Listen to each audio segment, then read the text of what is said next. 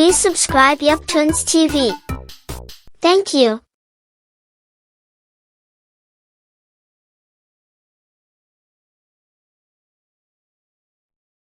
गीत की शादी रॉकी से होती है। रॉकी और लकी दोनों भाई जिनका आपस में बड़ा प्यार होता है। अरे वाह भाभी, क्या खाना बना है। अब तो घर में ही होटल वाला स्वाद रोज मिला करेगा। अरे लकी, तुम अभी जानते नहीं हो मुझे। तुम बस डिश का नाम बोलो, मैं तुम्हें इसी किचन में बनाकर खिलाऊंगी। चिढ़ा रहा है तुम्हें ये, और तुम भी ना। गीत रॉकी के छोटे भाई को दोस्त की तरह मानती। वो रॉकी के साथ उसकी भी जरूरतों का ध्यान रखती। लकी, ये रहे तुम्हारे कपड़े, धोकर प्रेस करवा दिया है, अलमारी में सजा लो। अरे रख दो ना भाभी अलमारी में भी। हाँ हाँ, सब भाभी करेगी तो तू क्या करेगा। रहने दीजिए ना माँ जी, शादी हो जाएगी तो खुद ही सुधर जाएगा। अरे रहने दो यार, तुम दोनों मेरे कपड़े यहीं पे रख दो। एक कपड़े अलमारी में रखने को क्या बोल दिया, शुरू हो गई। एक दिन, रॉकी सुनिए ना, कल जल्दी आ जाना, मुझे मायके जाना है, या सुबह छोड़ दीजिए और शाम को लेकर आ जाना।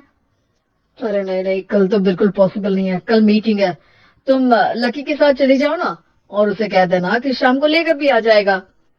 लकी भाभी को लेकर मायके जाता है, शाम को लेकर भी आता है। आते वक्त, लकी, तुम्हारे लिए मैंने एक लड़की देखी है, बहुत सुंदर है। अच्छा, क्या बात है भाभी, मुझे भी दिखा दो, और उससे भी पूछ लो कि मुझसे शादी करेगी ना। इतनी सुंदर होगी तो मुझसे क्यों शादी करेगी भाभी। अरे वाह, क्या बुराई है तुम्हें, इतनी अच्छी हो दिखने में, तो बस अपने भैया से थोड़ा कम हो। हाँ भाभी, आपको तो भैया से अच्छा कोई लगता ही नहीं है। लकी, तुम्हारे भैया हैं ही लाखों में एक। रात में दोनों घर आते हैं, लेकिन थोड़ी ही देर में उनके घर रॉकी की मौत की खबर आती है। हे भगवान, ये क्या हो गया। मेरा बेटा मुझे वापस कर दो। सब मिलकर माँ और गीत को संभालते हैं। एक दिन, गीत बेटा, अब तो रॉकी रहा नहीं, तू देख ले अगर मायके जाना हो तो।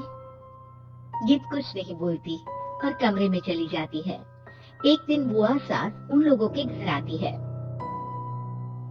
अरे भाभी, किसकी नजर लग गई आप लोगों के घर में? मुझे तो लगता है कि इस लड़की के ही पैर ठीक नहीं है, तभी तो आते ही हमारे घर का चिराग खा गई। बुआ सास की बात सुनकर गीत को रोना आ जाता है। वो अपने कमरे में जाकर जोर जोर से रोने लगती है। लकी को ये सब देखकर अच्छा नहीं लगता। बुआ क्या बोल रही हैं? किसी का जीना मरना ऊपर वाले के हाथ होता है, ना कि किसी के पैर पर। अरे देख लो भाभी, छोटा भी हाथ से निकल रहा है। ऐसा ना हो कि ये लड़की सबको आप खिलाफ कर दे। तभी वहाँ गीत चाय लेकर आती है। लीजिए बुआ जी, चाय पी लीजिए। बुआ तो घर से चली जाती है, लेकिन सास के मन में गीत को लेकर नेगेटिव विचार भर जाते हैं। अब देख गीता, बहुत हुआ, यहाँ रहकर भी कुछ नहीं होगा। अच्छा होगा कि अपने मम्मी पापा को बोल के तुझे यहाँ से लेकर जाए।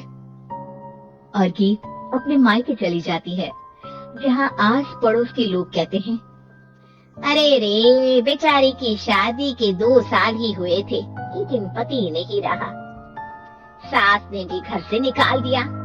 देखो भाई भाभी कब तक साथ रखते हैं। और शादी करा देनी चाहिए उसकी तो, सही क्या है। हाँ, लेकिन करेगा कौन? एक तो शादीशुदा, ऊपर से कलंक पति की मौत का। तभी वहाँ लकी आ जाता है और वो पड़ोसियों की बात सुन लेता है।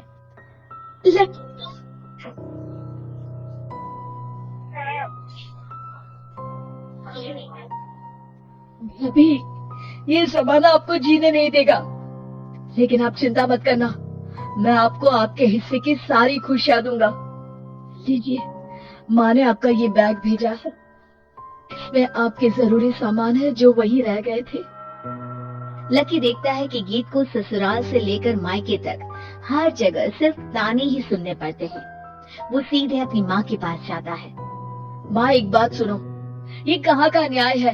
एक लड़की जो छोटी सी उम्र में अपना पति खो चुकी है, वो अब दुनिया की ताने भी झेल रही है। यार ये तो गलत है ना माँ। हमें भाभी का सपोर्ट करना चाहिए। क्या भैया होते तो भाभी को ऐसा देखकर दुखी नहीं होते? अरे देख लकी, ये समाज ऐसा ही है, और भैया होते तो गीत की ये हालत होती ही नहीं। बिना पति के औरत को तो ये सब झेलना ही पड़ता है।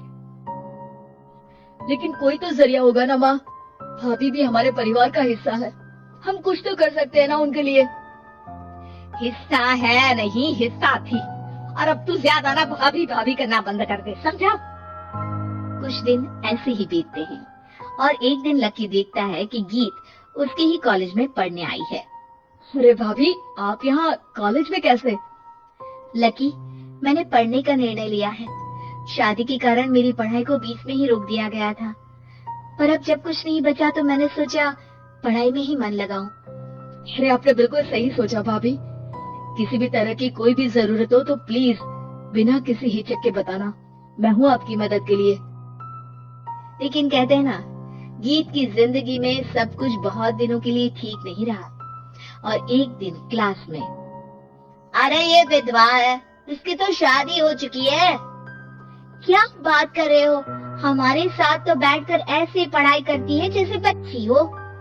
अरे बच्ची नहीं, बहुत शादी रही है। किसी को नहीं बताया कि ये शादीशुदा है, वरना हम इसे आंटी आंटी कहकर पुकारते ना। अरे अब तो पता चल गया ना, आंटी जी, आंटी आंटी।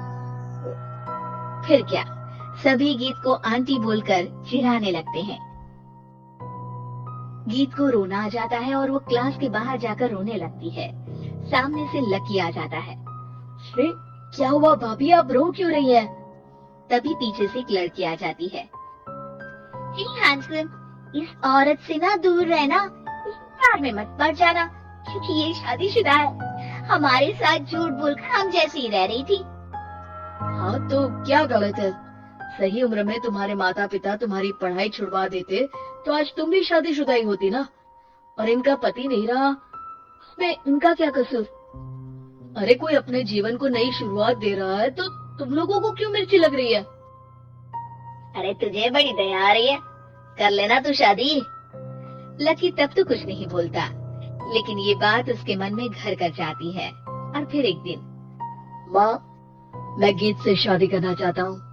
अरे क्या बक रहा है बेटा, तेरा भाई तो खा गई वो, अब मैं अपना दूसरा लड़का नहीं खो सकती। नहीं माँ, मैं गीत को यूं परेशान नहीं देख सकता। उसका कॉलेज में भी लोगों ने जीना मुहाल कर रखा है। मैं उनसे शादी कर उन्हें फिर से इस घर की बहू बनाऊंगा। तुम मानती हो तो ठीक है, नहीं तो मैं घर छोड़कर चला जाऊंगा। मुझे मंजूर है बेटा। लकी माँ के साथ गीत के घर जाता है और उसका हाथ मांगता है। घर वाले मान जाते हैं। थोड़े से इनकार के बाद गीत भी लकी से शादी करने को मान जाती है। Please subscribe Yep Tunes TV. Thank you.